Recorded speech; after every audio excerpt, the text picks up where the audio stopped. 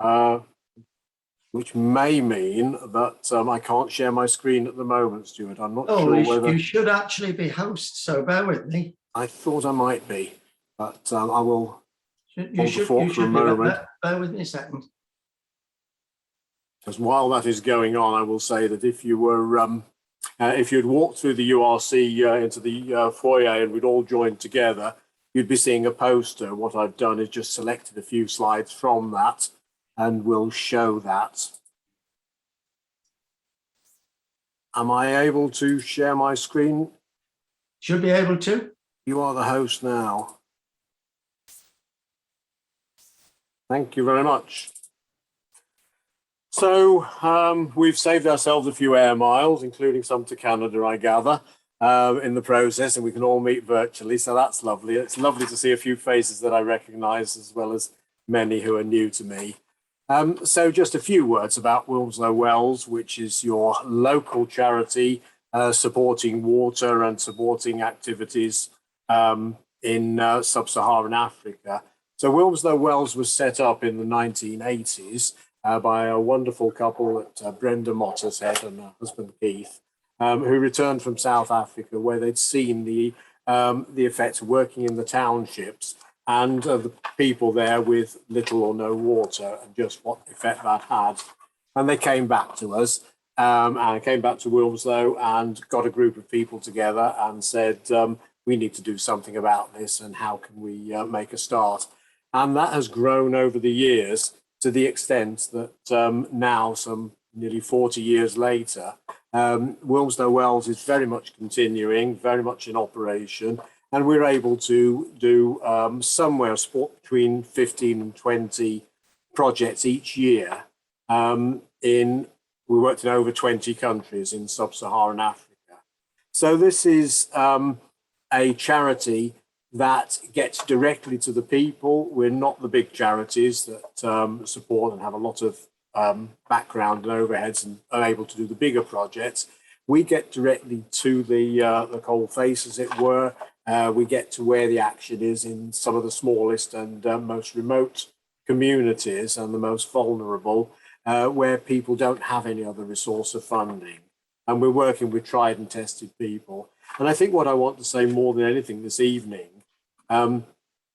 is, I'll just move this one forward. It just gives the areas that we're working in. I say there's about 20 different countries. I just show this sometimes because it shows the patterns of rainfall, and you can see that you have huge or high rainfalls here, and the job is to capture them. But desertification and low rainfall are affecting, that's the Sahara and the spread of desert in the north of Africa, and similarly in the south. So I only want to just show that there is water in many of the areas that we're working, but it's getting harder and harder to find. And so we are very aware of those people who are coming to us and saying it's very, very difficult now. And each year it gets a bit harder to find water. So these are the sort of things that I'm sure Admos will be talking and telling us a bit about, just how difficult life is. And if we think we're worried about climate change in this country, you can only imagine how much a greater a problem it is for how it affects the marginalized and people in some of the most difficult areas. So I simply want to say that. I simply want to mention that we're very aware of the UN sustainability goals and the fact that over these last 40 years, things have got better in many, many places, but there's many places where it's got more and more difficult, and we're trying to do what we can. So I'm very aware that when we talk about climate change, when we talk about all the issues, it can be a real downer. We can all get ourselves more and more worried, and people are saying some of this is just frustration. What on earth do we do? And all I want to leave with you this evening is the message that there are things that you can do, and there are many, many people working throughout Africa, each in their own wonderful ways, doing things. If you feel that you're able to help, if you feel that that's a call to you, whether it's just to join, have a look at our website, There's a button there. You only have to remember the name Wilmslow Wells and go to that button, press that button, and that's a way that these wonderful people can be empowered to do some more in their own communities. If you feel called to do even more than that, then one of us would be very, very happy to speak to you. You can communicate through that. That's all I want to leave with you, a message not only of the impact and all the concerns, but also a message of hope. And with that, I think it's time to return to the studio, as they say, and I'll hand over the hosting, if I can get the right button, to Dr. David Hume. Thank you. I've got it. Thank you very much indeed. I've just got to find David myself. Well, David, you're going to send it to Admos. David, that's super. Okay. It's my great pleasure to welcome and to introduce Admos, Dr. Admos Chimhowu, to the Wilmslow Festival of Nature and to Transition Wilmslow, and I think some other civic organizations. Admos is a senior lecturer in international development at the Global Development Institute at the University of Manchester. He's also deputy director of the Faculty of Humanities PhD program, which means he has hundreds of PhDs that he's got to organize. So he works in the subject, and he's also helping to run the university. Often when you introduce people, you don't know them well, but I do have to admit that I know Admos very well. He's not a new acquaintance, he's an old friend, and more than 20 years ago, he registered as a PhD student and was a dream PhD student to have, and helped me understand what was happening in Zimbabwe and other parts of the world. He'd come into academia at the University of Zimbabwe, having worked with NGOs and having sort of done practical work initially in his career, and then he moved in to teach planning, rural planning and urban planning, with particular interest in agricultural development, rural development, conservation, and water management included within that. And he's also worked a lot on national planning across Africa and Asia, on the pursuit of sustainability and sustainable development, and inevitably on climate change. Tonight, we've asked him to focus on what's happening in Africa, and particularly to see if he could focus, I suppose, on Zimbabwe and at things that are happening at a relatively local scale. I've had the privilege of visiting his home area with him, and yeah, his family, the people who he knows well, are actually experiencing climate change now and are having to adapt to it. So hopefully we'll be able to get a focus on villages and families and what people are having to do. I think it's very important to do this because from a sort of COP26 point of view, and sitting in Wilmslow, it's very easy to see Africans, and particularly rural Africans in villages, as victims. But we have to realize that they are really active agents. It may be rich people in high-income countries, like most of us, who are creating climate change, but adaptation is done by the people on the ground with very few resources and with very little support. It's great that that our government, Boris Johnson and the Conservatives yesterday, made some promises about what they're going to do for the rest of the world. But luckily, most African villagers aren't foolish enough to wait for the UK government to deliver on its promises, and they are working out for themselves what's going to happen. And Admos will be able to help to introduce this to us. So with those words, it's really a great pleasure. It's a pity we haven't got you in Wilmslow, but we'll drag you down early on next year, Admos. And if I can pass over to you. Okay, Admos, you should be able to share screen. Yes, thank you.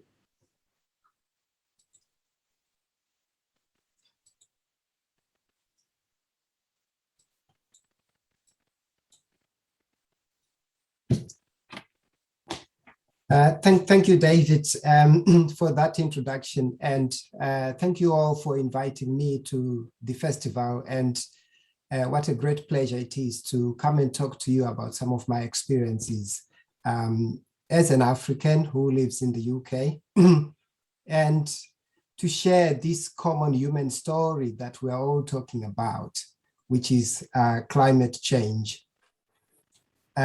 I am aware of the fact that when I say I speak as an African, sometimes it can create the impression that I know everything that's happening in Africa, but I can only sometimes talk about that small part or the small bits of Africa that I've been to and where I have evidence to confidently talk about.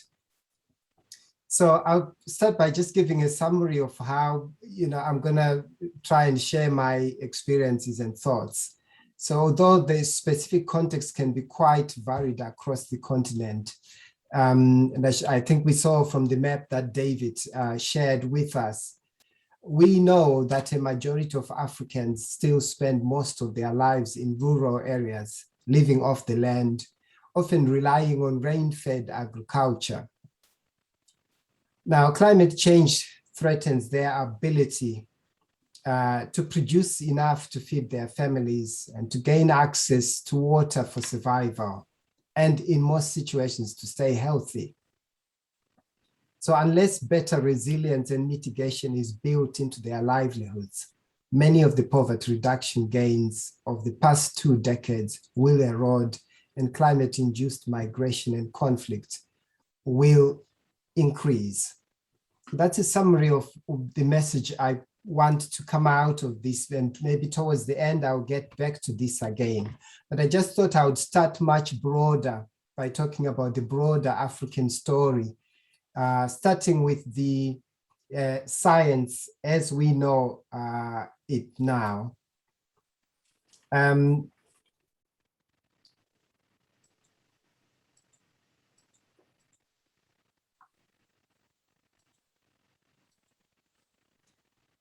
Like everywhere else in the world, the climate change is happening across Africa. And I can speak from my own experiences over my lifetime. I've seen my own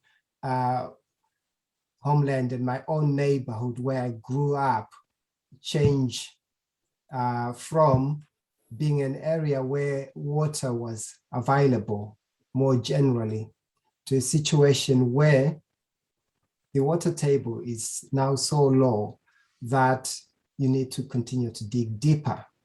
I was talking early on to David and Stuart about an experience which actually just happened today, ironically, where after drilling for 70 meters, they actually had to stop to look for a drill with better capacity. And it's continuing evidence which helps us all to understand the impacts of climate change, particularly on the local people in Africa. With this graph, I'm just illustrating here that the warming that we talk about here in the UK and many of the countries which are industrialized is also happening there. And we also know for Africa that quite a lot of people are being displaced. And we estimate that close to 1.2 million people were displaced in 2000 alone, in 2020 alone, as a result of these changes. Could be as a result of floods, storms, or drought. And there's a fantastic report where I got this graph from, which tries to talk to the science of this and explains the changes that are happening. And I would recommend those who want to pursue that to take a look at that report, which is called State of the Climate in Africa. But Africa also happens to bear a disproportionate burden. And we say disproportionate here in the sense that it produces very little of the greenhouse gases. Estimates by scientists say 2 to 4%. But it also shares the burden with many of the people who benefit a lot more from the kind of industrial development that has produced the greenhouse gas effect that we're all talking about. It's disproportionate also because many of the countries are unable to put in place the levels of investment that are required to mitigate against climate change. estimates suggest that a country in Africa needs to be spending between 5 and 20% of its GDP just to mitigate the impact of climate change. And clearly you can see how this can begin to affect the ability of these countries to develop themselves. And a key issue to take from this is the fact that this is a shared destiny, it's shared humanity, and we all share the burden, but sometimes disproportionately. Certain parts of the world are more affected because of their inability to mitigate against the impacts of climate change. I've produced a map here that mirrors what my colleague David showed before. But with this, I'm also just still addressing the science here. Again, just saying that many of the threats that people face are related to either too much water as a result of the climate change, or too little water, depending on where you are. So I premised my talk by saying it's very difficult to generalize on Africa. And here is, again, another good example where in certain parts of the world, particularly around Lake Tanganyika, they are worried about the rising levels of that lake.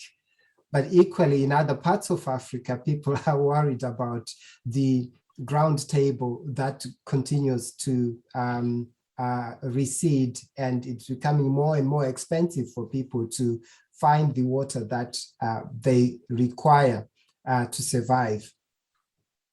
So I just thought also I would, because most of my life is spent looking at agriculture and rural development, I would give and also because I spend most of my time when I visit Zimbabwe in rural areas, I thought I would give a lot more information on, where things are up to and our understanding of how climate change has begun to affect those people who live in the rural areas. So I thought I would start by just looking at the evidence we have about what has been happening to, let's say, food security in Africa. I'll start with corn or maize, if you like. So we know that progressively and over time, Africa has been able to feed itself by using more land, just clearing up more and more land in order to feed itself. That has worked to some extent, but also there has been some yield gains. In other words, what is harvested per unit of area has also been increasing. And this is the case for maize. Let's take a look at per capita total consumption of corn, which is one of the main staple foods in Africa. We can see here that per capita total consumption has also been rising. And in the graph on the bottom left, you can also see that although consumption has been rising, we also have seen self-sufficiency rates declining. So in other words, countries are not producing enough to feed themselves and are having to rely on imports. And that's what the fourth graph on the bottom right there shows. You can tell that the volume of total imports is now greater than the exports. And so progressively, this is a situation where you can say from the 1960s, a situation where many parts of Africa could feed themselves and could produce enough. They are now having to survive on what is given or what is imported. And we could do the same with rice, which is also, again, part of the staple, and a similar pattern emerges. Now, the key point that I want to make from this is the fact that there is not enough growth in productivity and production. Per capita value addition has remained low. Much of Africa has become a net importer of food against a background of increasing consumption. And we have also seen a decline progressively in combined share of world agricultural exports since the 70s, and a rising trade deficit.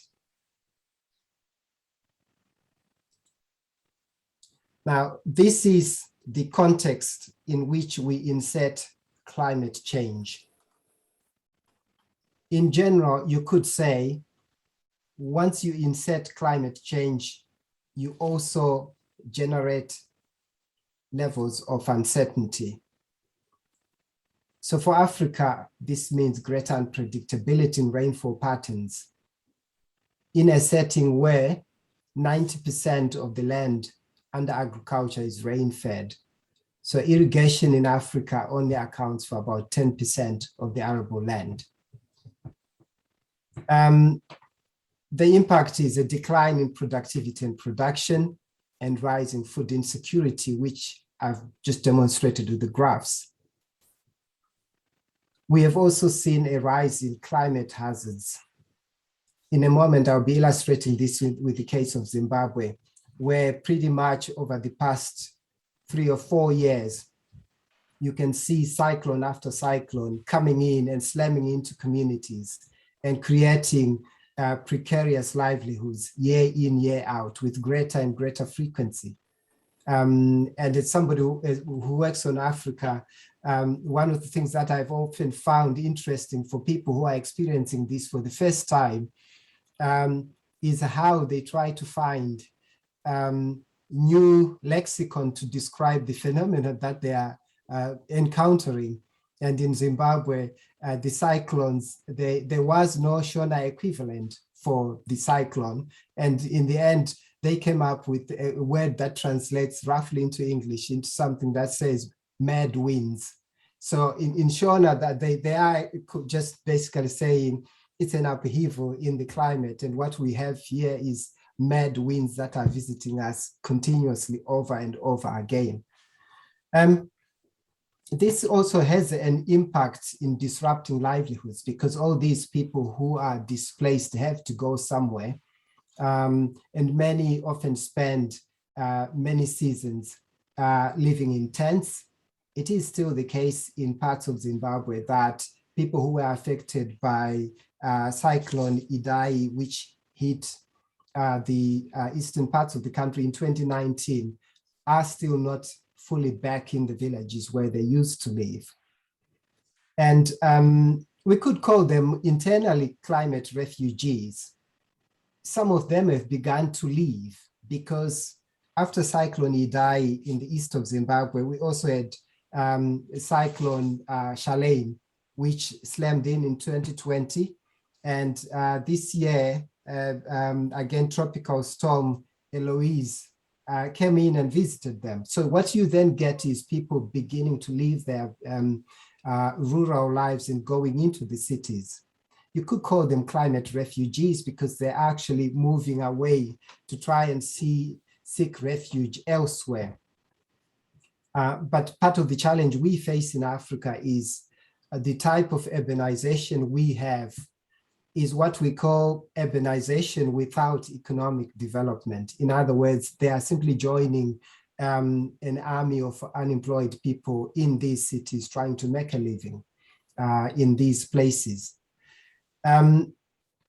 Sometimes this can also even lead to international migration. So if you leave your village because the rains have failed, or you've got too much water and flooding and you've seen your village being wiped out, you go into a city and there's no employment for you and the means of survival are tough. What do? So for many of them, this is when they begin to look beyond their borders. And we know from evidence, particularly in Southern Africa, that initially they start to look at those countries with better economies. And eventually they decide they're going to move elsewhere. And I don't want to create a direct link here and connection between the type of involuntary migration we see where people are taking greater risks to go to safer countries. But you can also see that something that has happened in a rural village in Africa ends up on our doorsteps in that way. These connected destinies are for real. We know also that many of the countries fail to cope with the impacts of climate change, which we know slows down economic growth. For example, if you look at economic growth by region in Africa over the past 10 years, a clear pattern emerges. Southern Africa is growing the least. And a direct connection has been made between this impact of climate change and this disruption to growth patterns in Southern Africa. East Africa, which has had up until now probably less and less of the direct effects of climate change, has been growing significantly faster than Southern Africa. So we can see that even the ability of these governments to respond is compromised by the fact that their economies are not growing as much as they should. And it also limits their ability to invest in mitigation measures. Earlier on, I said that many of the countries need to be investing between 4 and 20% of their GDP per year in order to cope with these impacts. And many of these countries actually don't have that kind of money. And therefore, you get a situation of countries that are exposed with little resilient infrastructure and least able to bounce back quickly. The impact is a danger that we don't meet the Sustainable Development Goal #1. I decided to share this graph because in a way it's a graph of hope. We can see that the number of poor people have been declining. The percentage of poor people has been declining globally, but faster in other places compared to Africa. And so you can see here that Africa, sub-Saharan Africa, still accounts for the largest share of poor people globally.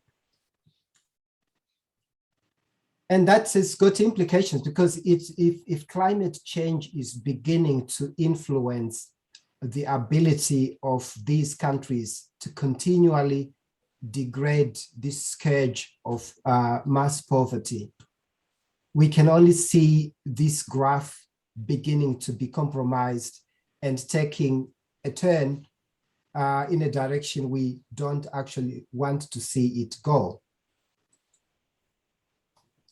We also know that climate change has been creating more hunger. The number of underfed people in Africa has been rising and is projected to continue to grow. And that was before COVID and before the full impacts of climate change are recognized. So these are broad accounts of how climate change has begun to influence the fortunes of countries and the potential for it to continue to inflict a lot more damage. What I want to do now is to kind of talk through some of the anecdotes that connect more directly to these. So when you hit the village, what do you actually see? And I'll start by this loss of livelihoods. Those of you that know a country in East Africa, Uganda, will have visited Lake Albert, and you will have seen what has been happening to the lake. And if you visited the fishermen who have lived there all their lives, some have been there for 40 years, they all paint a story of stolen livelihoods. They can see the lake receding. They can see the number of fish, the types of fish declining right in front of their eyes. This particular photo was taken right on the border with the Congo, with the Democratic Republic of the Congo. And one of the things that you can also see is in this particular part of the world, there's really fewer options for these people. When climate change visits them and their livelihoods begin to decline in this way, for many of them, they've seen a 60% decline in the levels of income they take home from their activities. And in particular, the types of limited responses they have is what often then drives them to becoming the climate refugees that we've been talking about. It's often the case that when you go to places like this, what never leaves you is the kind of human misery and the gradual degradation of lives that you can see over the years. And Africans have got a very interesting way of digging deep into African cosmology, initially to try and explain all this and what's happening. And some will say it's an act of God. Some will tell you all sorts of other reasons about misfortunes and so on. But gradually, over time, I have visited this part of the world, and I've had some of these farmers begin to say things are just changing at a fast pace. The world is changing. And we know that part of this is a result of global warming. So the message that we get here in the UK, in Manchester, is also filtering to these people, and they're beginning to make a connection between what's happening to them and climate change. The difference is their ability to respond to it in the ways that we ourselves could in circumstances. A second anecdote is things in parts of Africa, and this is an example from Zimbabwe, we have got a gradual decline in the water table, particularly in the drier parts. So you've got things not working very well. People who already didn't have enough access to water find themselves with the fewer boreholes they had beginning to dry out. So it is a daily struggle to get clean water. And I'm really delighted that I'm speaking tonight with colleagues from Wilmslow, Wales, who are also doing their bit to mitigate situations like this. Here, if you look more carefully, you might probably see a familiar figure of David Hume there during one of our many visits to African villages together. But the key point here is that investment in infrastructure like this does make a difference in people's lives. And the work that people like Wilmslow Wales are doing does complement the local efforts. And so I'm really delighted that I'm speaking tonight with colleagues who are actually doing something practical to help situations and mitigate the impacts of climate change. But the challenge at the moment is we still have over 400 million people without access to clean water in Africa. And the figure can potentially continue to rise as boreholes like these begin to dry out. I was just talking early on about this situation where an area where I grew up, where a borehole that used to be, that had been drilled in the 1970s, and there was abundant water at 35 meters. Just today, they drilled 70 meters and they still haven't got the water. And they had to actually abandon to look for a larger capacity drill to try and reach 100 meters. And this is something that has happened progressively over time.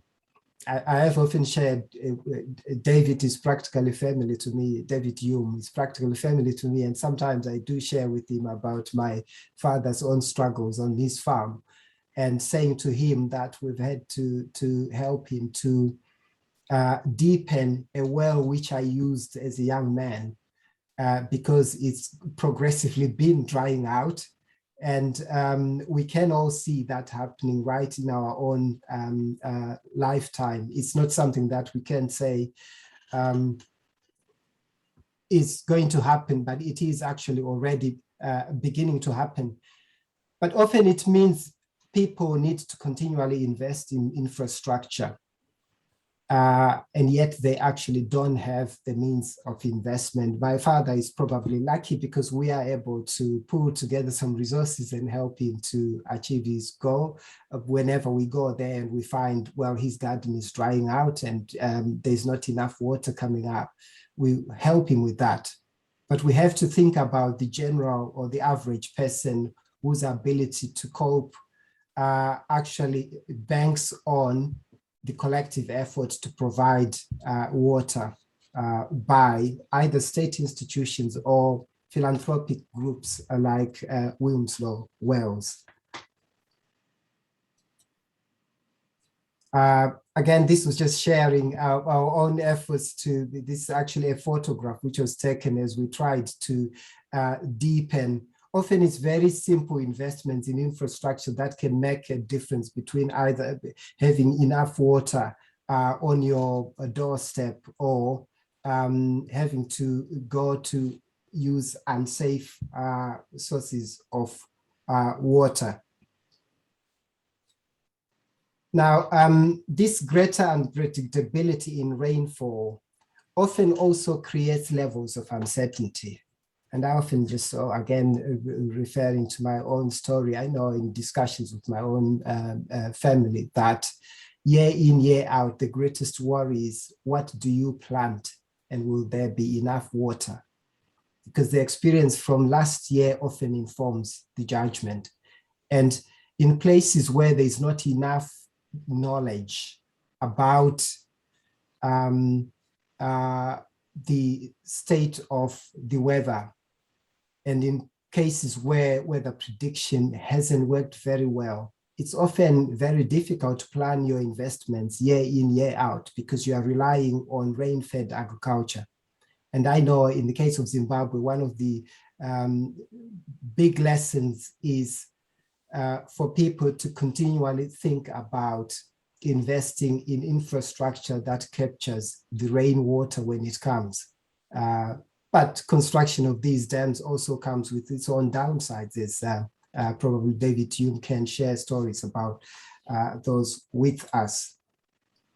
But we have also seen with climate change increases in animal disease vectors.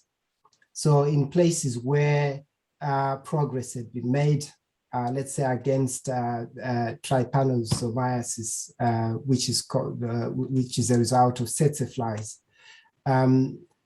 This climate change is beginning to extend the areas where this vector lives.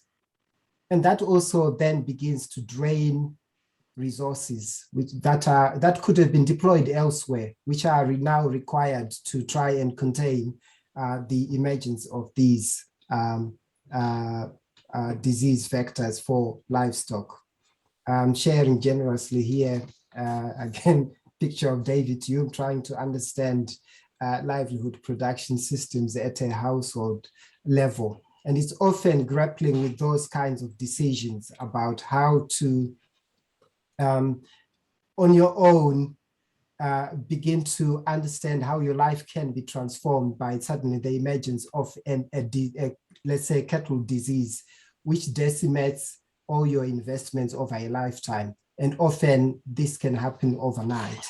So climate change does come with such costs which often hit the individual. We've also begun to see a rise in the range of plant diseases and pests. Part of East Africa just last year was decimated by the emergence of a plague of locusts. You could arguably say there are many reasons that explain this, but in part, you can actually see that changing weather patterns, particularly the direction of the winds, has influenced the emergence of these pests and diseases that are affecting the ability of people to produce enough to feed themselves.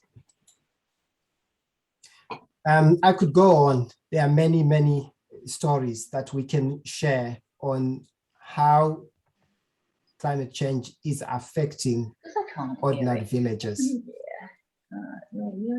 What I want to do, as David Hume said, is to also say to you, many of the people in Africa are exploring and looking at ways of coping. Okay, leave the fucking meeting then. Don't let me do anything. Don't respond to anyone. Yes. Sorry about that. And beginning to look at ways of solving their own problems, sometimes with some success. So I thought I would also share from my experience in some of the success stories, or stories of hope, as I call them, that need to go alongside this dark story of the impact of climate change. And one of the things that I'm often quite amazed about is the emergence of something called climate smart agriculture, even at the village level. This is a photograph that I took of a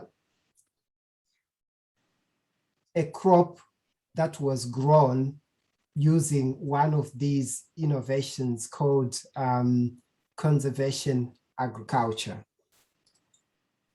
Now, many of the people now realize that they need to do their part by ditching some of the old practices of agriculture and adopting conservation agriculture. Now, whenever you visit a farmer, and my father is included in this, who is practicing conservation farming, you can often single them out from those that are not. And often it's a very simple technique of just not plowing the land, but digging holes and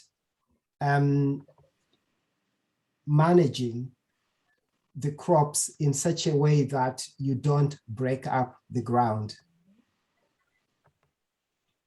It is a story of hope because the yield from such practices are quite significant. I know my own from my own father's farm that while neighbors will have an average of 0.5 tons per hectare, he manages on average 2.5 to 3 tons per hectare using this practice. And you would have to ask, why doesn't everybody do it if it's that good? Part of it is to do with the some of the other challenges that come with climate smart agricultural innovations. It is very labor intensive. And part of the challenge is, how do you dig enough holes over a large space of over a large hectareage if you don't have enough labor? So of course, if you can pay enough people to do it for you each year in, year out, you can actually produce quite a lot. But here is a simple switch in technology that has helped to begin to feed people around and to produce more and more. It also often means using less fertilizer. It also often means using less chemicals. And therefore, in terms of the profitability of the farm enterprise, offers that hope that people can harvest and gain more. Another story of hope is the marvelous work that our scientists are doing to mitigate the impact of climate change. And this is again where some of the work of the philanthropic organizations will come in. Here I'm just sharing a photograph of a dryland rice variety that has been produced largely for East and parts of West Africa. Some of you might know the Naruto variety, which is now being used because of its greater tolerance for drier conditions. So more and more innovations like this can begin to offer the hope that people can continue to feed themselves. But you've also seen people digging deeper and beginning to fall in love again with indigenous varieties of crop. Here I'm just sharing a photograph of Buu Rush Millet, which in many parts of Africa, people didn't grow any longer. But now with climate change, they know that it's more tolerant to a wider variations in weather conditions, and they're beginning to produce more and more more and more farmers are beginning to grow this type of Buu Rush millet. And also, this is again a variety of finger millet, which people are beginning to revisit and beginning to grow because it's much more resilient and can tolerate variations in rainfall patterns. So this switch which is happening is often an individual farmer's decision, having recognized that you can't continue to grow some of the traditional crops, the crops that they've been used to producing for 30 or 40 years, and having to again go back and look for some of the long forgotten germplasm and beginning to try it out again and use it in their day-to-day farm enterprises. Again, I could go on and talk a lot more about some of these stories of hope, but I want to also acknowledge the fact that for many of the people living with climate change, they are not just waiting for people to come and rescue them. They are doing many, many different things to survive when they can. But it's also often the case that the level of infrastructure required, for example, even to regenerate the lost germplasm from these traditional crops, often it requires infrastructure beyond the household, even beyond the local area, and sometimes even beyond the country. And this is where the work of international organizations like CIMMYT and so on has actually been very helpful in trying to mitigate against some of the impacts of climate change. But at the end of the day, the decision boils down to the individual farmer and their groups locally on how they deal with this. We often make assumptions about how the state is often available to deal with some of the problems. And I know we've got the luxury of saying that because in the parts of the world where we live, the state is always there to help you in your hour of need, mostly anyway. But in many of these situations, state capacity is severely degraded. And so even the ability of the state to respond to its own people is severely compromised by that incapacity of the state. And as many of you that work on Africa will know that the situation is a patchwork, is very varied. In many situations, you will get state capacity severely degraded. The only semblance of state authority you will see is the one that degrades the last, which is the coercive apparatus of the state, like the army and police. But everything else below that, in terms of extension services, support farmers, or veterinary services, these are often stretched to the limit or non-existent. And again, I've worked in parts of Africa where local farmers begin to get together and dig and try to train up each other and to look for help. So you will find farmers getting together and sharing their knowledge. I know my own father often quite shares his knowledge of climate smart agriculture with some of the farmers locally, and he has field days. Often these are not supported, but these are local initiatives that are being taken. Where the veterinary services are not working, you often find the creation of paravets.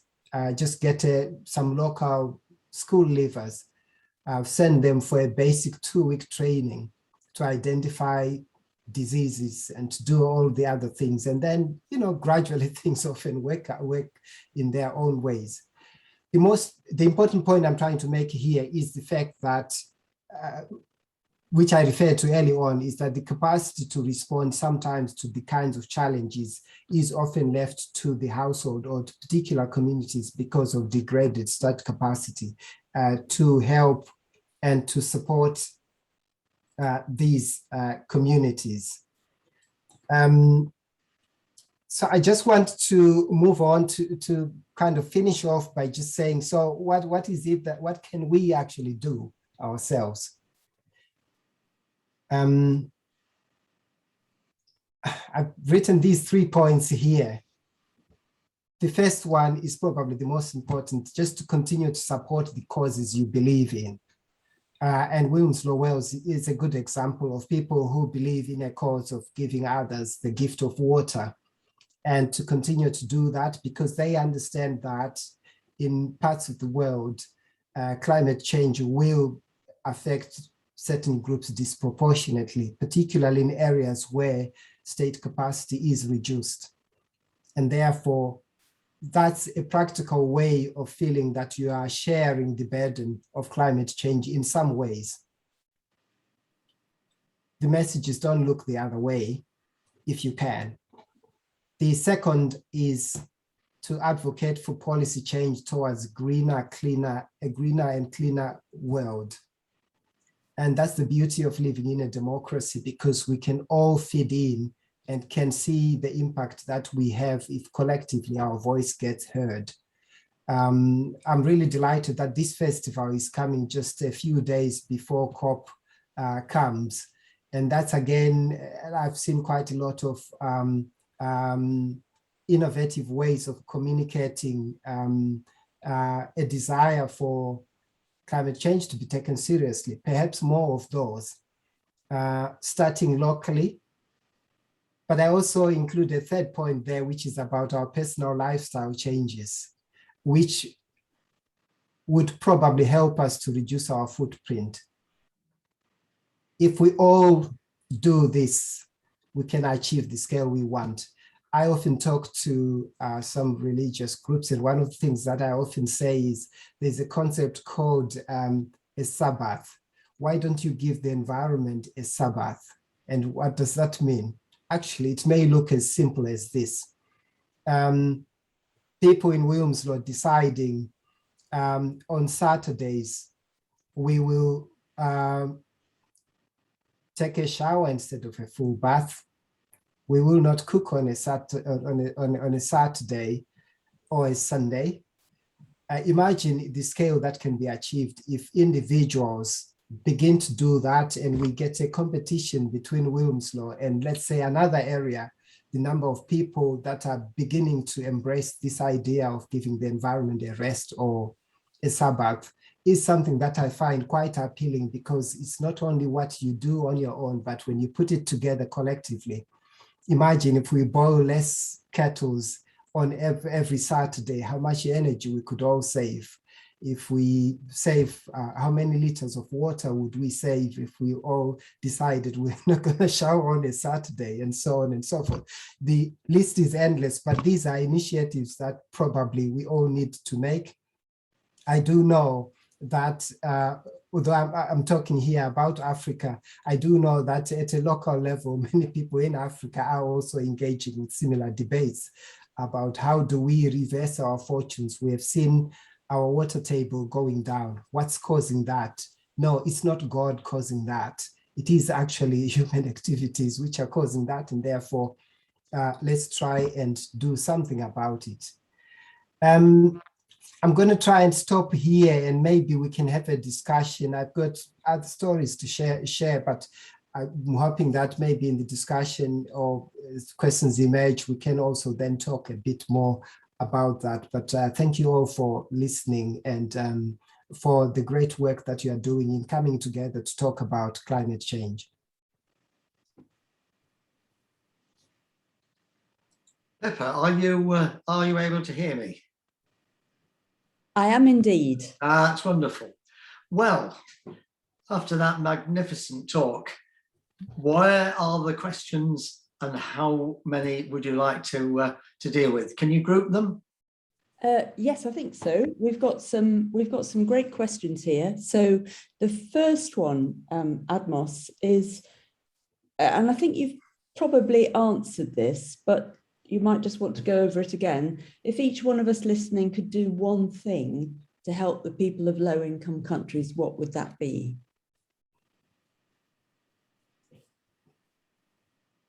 That's a big challenge, Pippa. One thing is probably, will you allow me to say a few things that I think, Yes. because they are all connected. So if you allow me to say that, I've already said about something about lifestyle changes. I think we all need to really revisit, to think about the levels of consumption that we engage with, and maybe to revisit some of the values that we have had. A practical suggestion is this environmental Sabbath I talked about. If we all decide on Saturday or a Sunday, we want to do this, that has got a great impact. But I think it's often a culture shift that's required by different households. The second thing I would suggest is to continue to push your governments to be more generous in understanding and in giving towards mitigation for climate change among the emerging economies, because many of them just don't have the kind of investment required for mitigation. I said before that for many of these countries, because of the nature of the infrastructure they have, they need to be spending between 5 and 20% of their GDP annually in order to reach the scale of investment required. And clearly that's never going to happen, because if they do, they probably will stop developing completely. So I would encourage us to all say to our governments, be generous, give more, and understand that you're not being blamed for climate change, but you've played your part in the levels of consumption that we have here. And therefore, a portion of this blame should be, I don't want to call it paid back, but you should help these countries to cope with the situations that they face. And the third recommendation that I would make is for people to, at an individual level, to continue to feel for others, to be compassionate, but to realize that you are meeting these people halfway. So I know that there are many people in Wilmslow that give to Wilmslow wells. And often when they do, it's not because they're feeling guilty about anything, but they're actually feeling a part of humanity. They feel that they can make a contribution and they're in a position to make that contribution. So practically, the third component is about individuals beginning to open up their palms more and to give to causes that they believe in, particularly in emerging economies. I'll stop there. I could go on more, and the list is longer and longer, but I'll stop there for now. Great, I'm sure we'll come back to that. Another linked question was, through which organisations can one directly sponsor a child or a family in need of support? And is that the best way to use our money?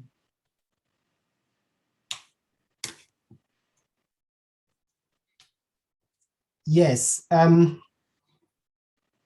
supporting a child, and I'm glad this question came up. I'm just going to try and revisit. I deliberately put this slide here. It's a photograph that I took in a part as part of some of the work that David and you and I do in Africa, and of course it was with consent. Supporting children is supporting the future. Admos, I'll just make you host again so that you can share the screen. All right. Okay, can you share screen for that photo? Yes. There we go. Yes, thank you. So I used this deliberately and linked it to Wilmslow Wells for Africa, but I want to acknowledge the fact that supporting young people, particularly the children, to continue in education is a worthwhile cause. Part of the challenge that many will face in their lifetime is limited opportunities for an education. And we know in many parts and from the work that we do, that if a child gets even as little as the first 13 years of education, they are unlikely to live in absolute poverty. So supporting young children to continue in education is a worthwhile investment. Which organizations to use? Again, this is entirely your choice. There are many different types of organizations, but I would often say a focus on education for me is probably on those charities that support children to stay in education, and particularly the girl children to stay in education. I would encourage those, because we know in many parts of Africa that girl children's fortunes are often compromised just because of who they are. They are girls. And therefore, when resources are scarce, they may not get the education that they need. So supporting them to continue and to stay in education is the biggest gift you can give these young people. And in some situations, you may not even support them directly. You could be supporting them in doing the work that Wilmslow Wells are doing, supporting a school to build a well so that when children reach puberty, they can stay hygienic and continue with education. So that's a very, very important contribution, because we know that quite a number of girls drop out of school when they reach puberty, because some of the schools lack the facilities that they need to maintain hygiene during certain times. And therefore, if you do that, you are also indirectly encouraging the continuation of the girl child in education. It's a roundabout way of answering your question, but I hope I've given you some ideas there. But it's just an endorsement to say, yes, education, education, and education. Thank you. And then we've got two linked questions that come from your section on agriculture. And one of them was, why does a no-dig technique require more labour? And the other one was, why did farmers move away from indigenous crops? Okay. Again, thank you for those questions. I will just share again that slide. Conservation agriculture works very well if you don't disturb the soil. That's got lots of advantages because you encourage higher infiltration rates, you reduce runoff, and you increase moisture content of the soil.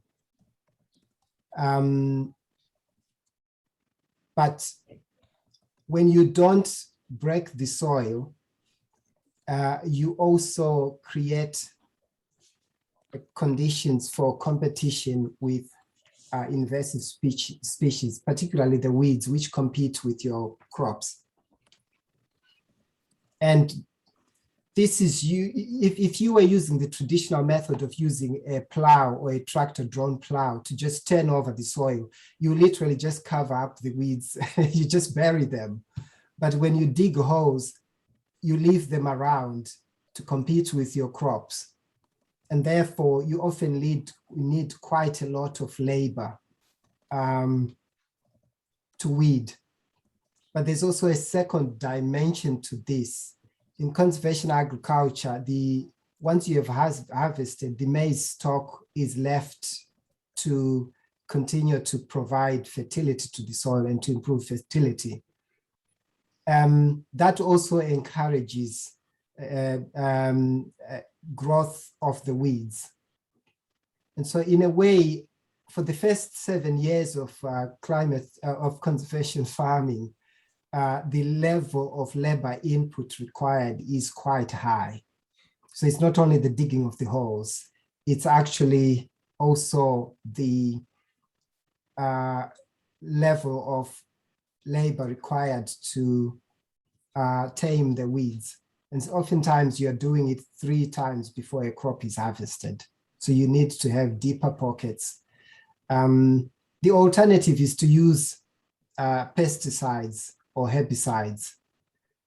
But again, that begins to defeat the whole purpose of doing this. And therefore,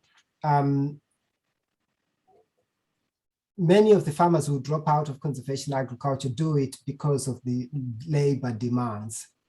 And you only benefit, and I know my own father has only begun to realize the benefits after he's in his 9th year of using this technique. That's when the level of weeds has sufficiently been suppressed that it's no longer as labor demanding as it was in the first 3 years of doing this. So I hope I've answered that. I think what's probably required is someone to come up with a technology for digging holes, which is not labor intensive. There have been some experiments because Brazil has been doing quite a lot of experimentation with technologies for zero tillage. And often for many of the emerging economies, it's whether or not these can be imported and sold locally at reasonable cost that still allows people to do that. And that's been the biggest challenge with these technologies as labor-saving devices for conservation agriculture. And the second part of the question, Pippa, can you repeat that for me? Sorry. It was why did people start to move away from indigenous crops? That's a very interesting story. It's actually because when maize was introduced from Mexico, particularly in Africa, it was seen as a symbol of modernization. So you are often seen, I know, and I speak here as Zimbabwean and also as somebody who grew up in that part of the culture where eating maize was seen as a sign of, you know, you are more civilized than somebody who's still consuming small grains. They were seen as a yesteryear's story. But actually, once I started my working life, as David Hume said before, I worked for an organization that began to reintroduce this germplasm. And it's only then that I understood why people had stopped growing them. It's not only because of this cultural tag of maize that it assumed, but it's also the lack of technology to dehull the small grains once you've harvested them.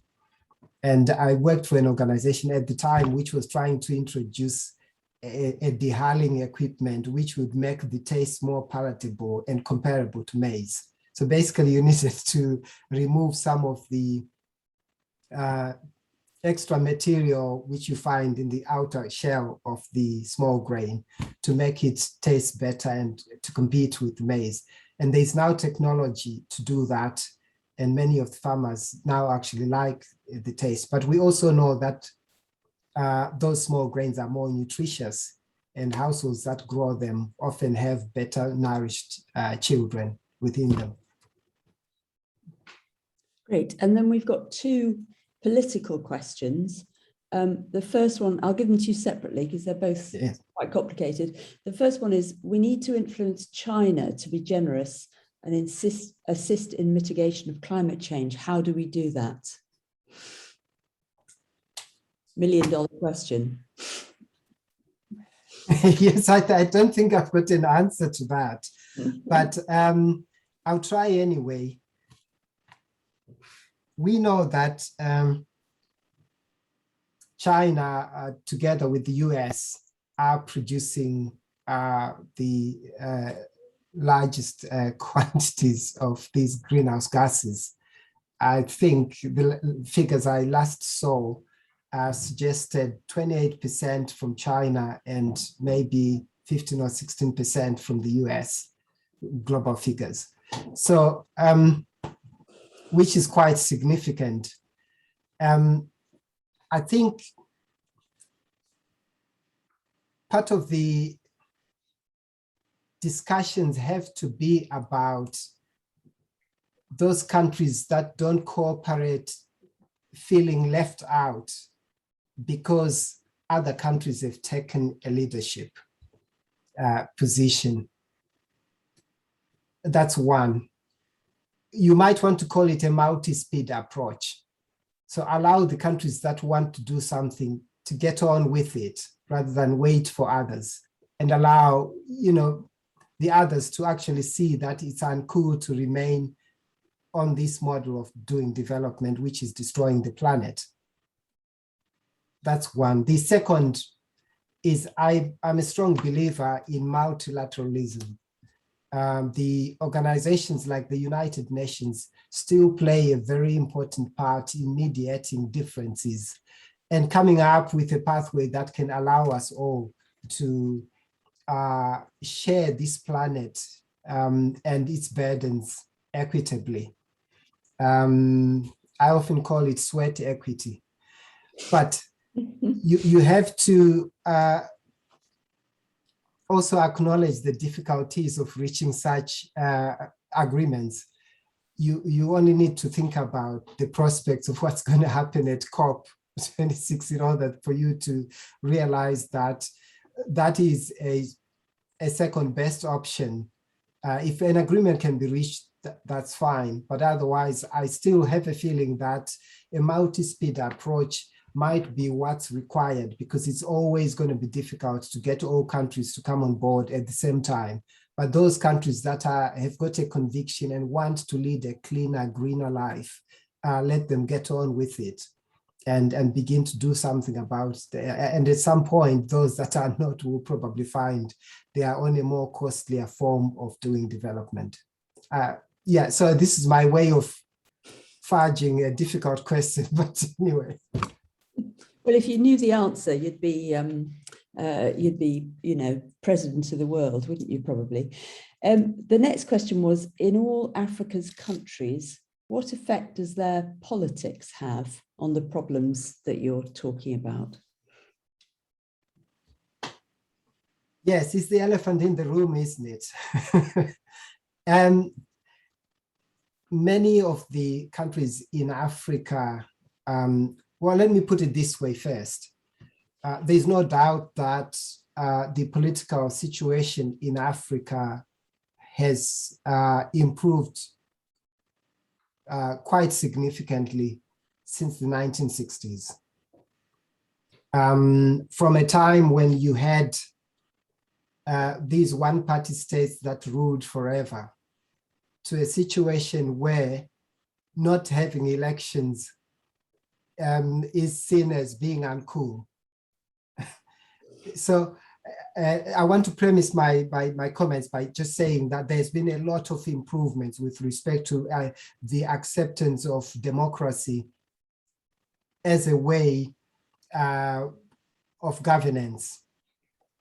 And there's also a growing understanding that of the importance of demand-side accountability. So people will recognize when citizens come onto the streets and when they vote, their votes are often respected. And I say often here because I've got to qualify and say, you could argue with me and say, well, do you really call many of those elections or whatever? But the key thing is an embrace of the principle of democracy, government by the people and for the people. That's now been embraced. It's no longer a debate. Whereas in the 1970s, you still had people who would say, no, it's not good for Africa because it's not been, you know, our system. We've got people who are born leaders and they die leaders, but that's not the case anymore. So politics also still has a lot to do with some of the problems we face. We know, for example, that in some situations, lack of collective action is partly to do with the insecurity that countries feel, and therefore this kind of hanging on to territorial integrity and all the rest of things as an important concept, which often stops people from cooperating across borders on things that we know happen. So we are aware of the fact that, just give an example of SADC, the number of countries that are increasingly exposed to cyclones is something that worries anybody who lives in Southern Africa. And the political will to begin to see this as something that affects everyone, even across borders, is something that probably needs to be emphasized more. I do know, however, and I think maybe the import of the question is the capacity to respond to these problems affected by the fact that the governments are corrupt or they are misusing the resources that they have? Possibly. Those could all be dimensions of the equation.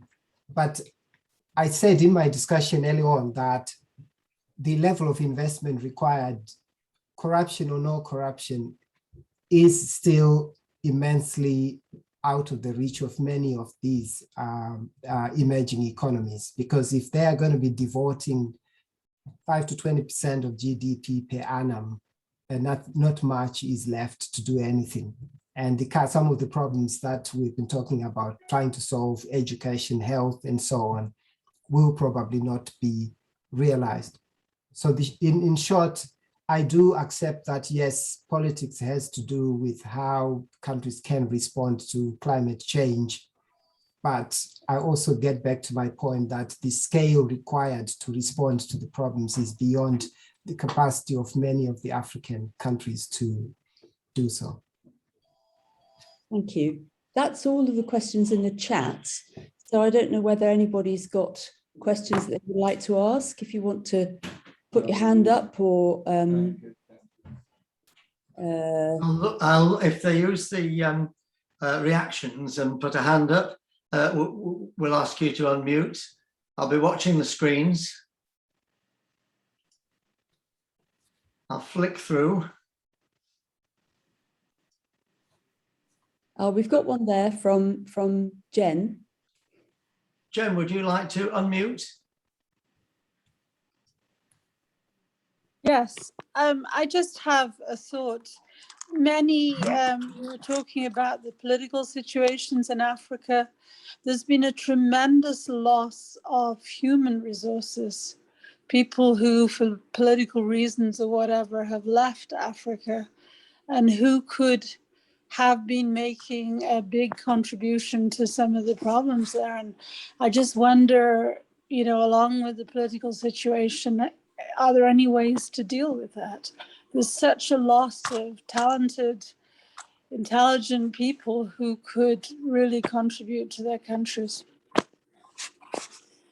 Thank you, Jen. Which is not a question, it's just a comment. Pippa? Would you like to respond to that, Admos?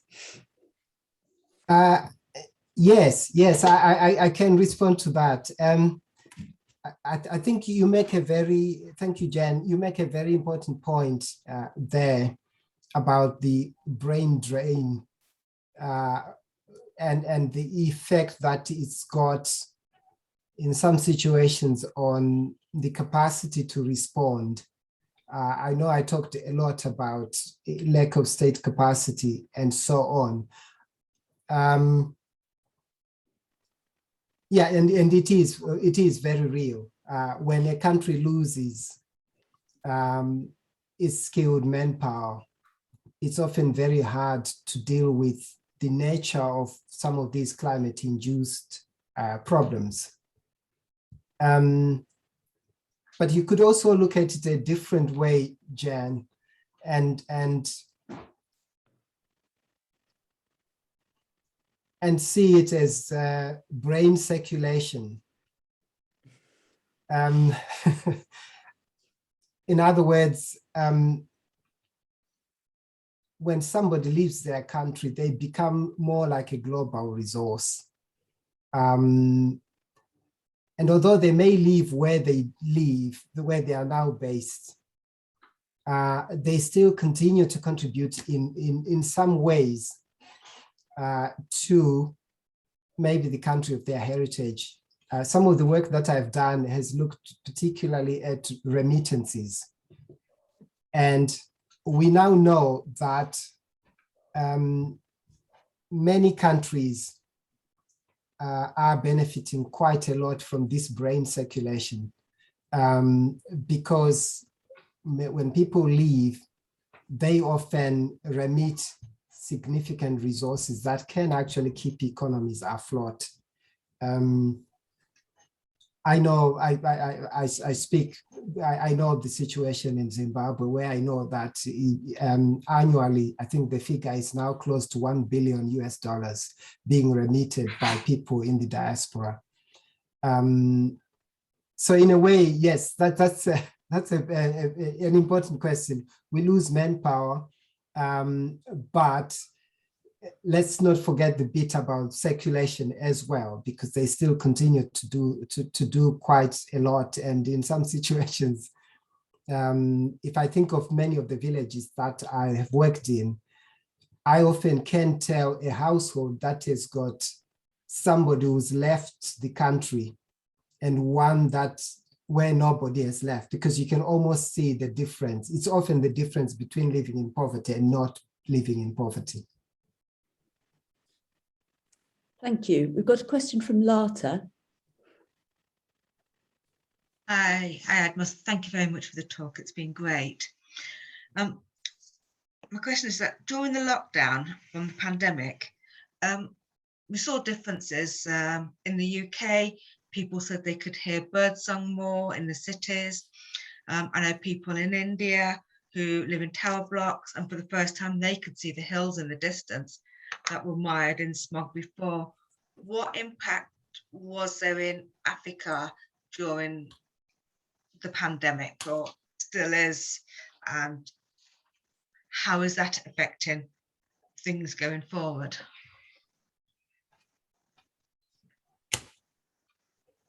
Thank you, Lata, for your question. Indeed, yes, we all experienced almost like a moment of respite from our lives. For we slowed down enough to notice nature for the first time. But some of the work that I've not been to Africa since COVID. So the evidence I can give you now is mostly from talking to my parents, friends, family,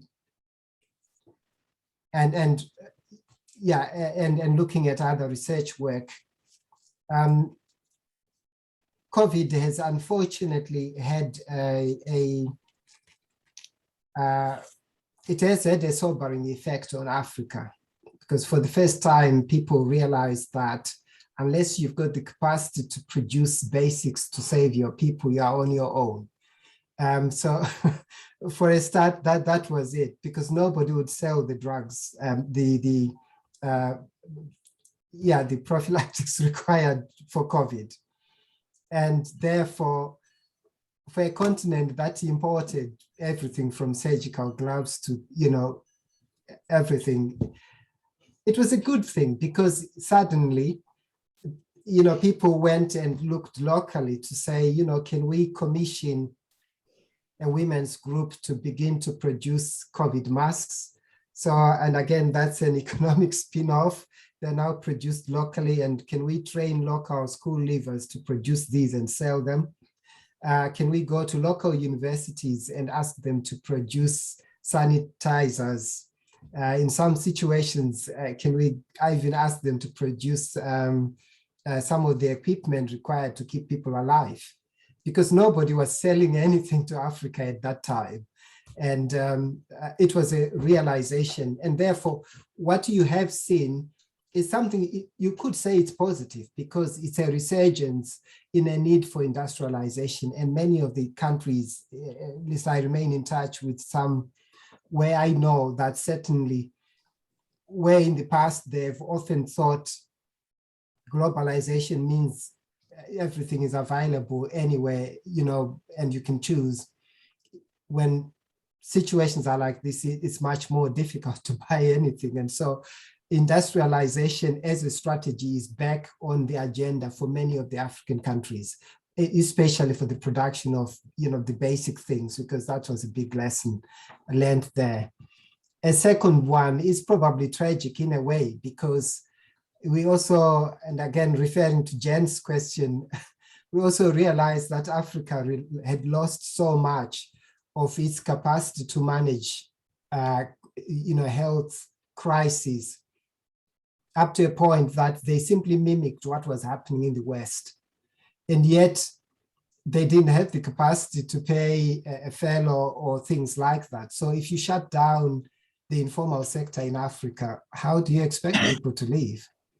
So it was unfortunate, because then the downside is increasing rates of poverty, food insecurity, and vulnerability in ways that people could not have imagined. I know in a lot of African countries that these necessity entrepreneurs, as we call them, were hardest hit by these decisions to shut down economies because of COVID. A few African intellectuals were arguing that maybe we needed an African solution to the context, because simply copying what the West did was not being helpful to the local populations, because many of the countries just didn't have the kind of money to continue to pay people to stay at home.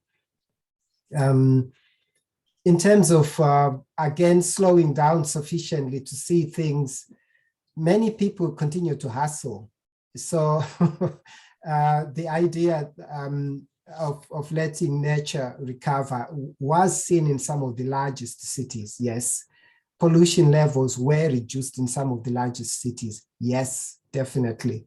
But I think by and large, I tend to focus more on the socioeconomic impacts because that's what was very visible to everybody. You just needed to notice that many people were struggling to make a living, to survive by being told to stay at home. And yet in necessity entrepreneurship, unless you go out, you don't eat that day. Thank you. And I think it seems appropriate to give the last question to David Tonks from Wilmslow Wells for Africa, and then we'll wrap up. So over to you, David, for the last question. Well, that's kind. And I only put my hand up really in support of Admos's comments before, where he's saying about the interconnectivity and the fact that this world is getting smaller. And I think my point in there is people coming and going. I had the immense privileges of working in a couple of years in the West Indies, and it's changed my life. And I think a lot of people who've had those sort of experiences find that, this come and go, you change, you're a different person. And I think that works always.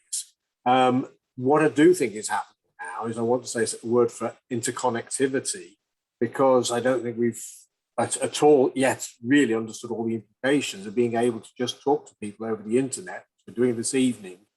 We've had AGM with Wilmslow Wells, where we're talking to our friends in Africa as well as our friends here in Wilmslow. And this means that we've got this increased mutual understanding. I think, Admos, you said education. And I should give a plug for Wilmslow Wells AGM, I suppose, coming up on the 1st of November. Should have missed that opportunity. So on the Wilmslow Wells website. It was really just to make those comments. And then the question came up about COVID. And I'm simply sitting here thinking, as well as the things that we talked about, the effects on the environment, we are receiving messages. People say, they tell us to wash our hands for 20 seconds. We haven't got water. How do we do that? And sometimes it is raw as that. In the midst of all that, there are people saying we have an African solution to drilling I'll need to talk to you afterwards, Admos, I think, to a borehole, hand-operated rock drill in Tanzania. It might be a little way to import it, but I'm speaking to that lady on Friday. I've made my points, but thank you. Good. Well, thank you very much, everybody, for coming along, and a particular big thanks to Admos for a fantastic talk. When we were planning the Festival of Nature, we wanted to try to reach as many people across the town as possible. It started off with Transition Wilmslow, which is just a small group, but we've included the Civic Trust, and now Wilmslow Wells for Africa, Churches Together. Lots and lots of other groups across the town have come together to celebrate nature and all the beautiful nature that we're lucky enough to have around us, but also to think about the issues of climate change. And we particularly wanted to think about the impacts, not just for us, where we're worrying about whether we should have an air source heat pump or a gas boiler or whatever it is, but think about all those people across the world who are impacted so much more than we are. And I loved your phrase, these connected destinies are for real. And I think that idea of connected destinies is something that I will really take home from this talk. So thank you, Admos. It was so clear, so beautiful. Your slides were fantastic. And you've, I think, given us all an enormous amount to think about, and you've made a huge difference to our festival. So thank you very much from me. And back to Stuart. Well, I would like everyone to unmute themselves, because in a moment, the best we can do in this Zoom era is show our thanks in a slightly tangible way. As we round the evening off, yes, we have been recording. I can't close the meeting instantly, otherwise I lose the recording. So if I seem to hang around, bear with me. Next week, we have Ian Rotherham coming on Zoom to talk to us. Another very relevant talk to our lead up to the COP26. So watch for the announcements to join us next week. My thanks to the two Davids, to Pippa for facilitating the questions. And of course, I endorse everything Pippa said, with a very special thanks to Admos. So will you now all please join me in giving Admos a traditional English thank you.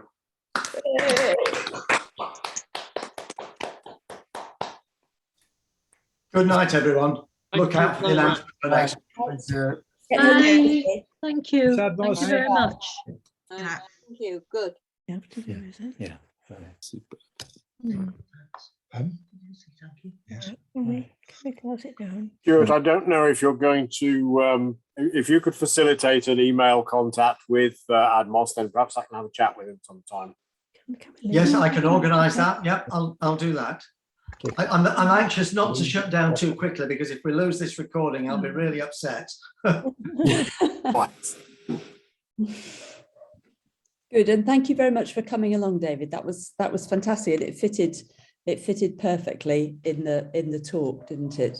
Well, So- it was so kind of him to, sort